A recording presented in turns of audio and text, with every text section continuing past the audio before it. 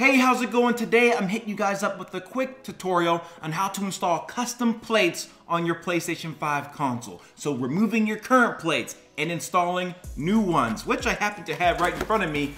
Right here, some faceplates off of Amazon. The color of these are actually black. So we're completely making our console jet black, and it is going to be so sick, guys. We were asking for an all black console, so here's our all black edition console.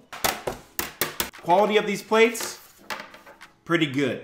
All right, so let's show you guys how to take these plates off. The first thing you're gonna need to do is make sure you take off the base station. You gotta have that unscrewed in order to take the plates off. But once you're done with that, go ahead, set your console up on a nice flat surface, such as a table, and facing the side with the PlayStation logo on it. All you need to do is take your left hand, go to the top where the PlayStation logo is, and then just get some leverage at the bottom with your right hand, and then just pull up and down until it snaps out.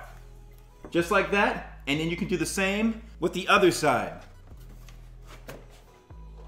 This time I'm grabbing the right side, and then top and down. Just pull up a little and down towards yourself on those back parts of the panel. I would personally avoid trying to pull it up on the front side of the panel because you don't want to risk snapping it. Even though this is pretty solid material, y'all break stuff. But now we got the console exposed here. We can see where the SSD expansion slot's gonna come very soon. We got the fan here, and we can clean all the dust out of here as well.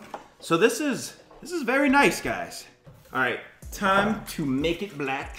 I'm gonna take one of my first panels here, and then I'm just gonna lay it a little bit low at first, and then I'm just gonna pull up on it until it clicks into place. You heard the click? That means that it's secure and it's in place. Now we're gonna flip it around, and we're going to do the exact same thing. Make sure you have the right angle of the side panel. It's not so clear at first, so you might have to adjust or play around with it a little bit. But once you figure out the right direction for the panel, just start it a little bit low and then slide it up into the secure spots, and you'll hear that click again. And oh my God. Oh my God, bro. This looks sick.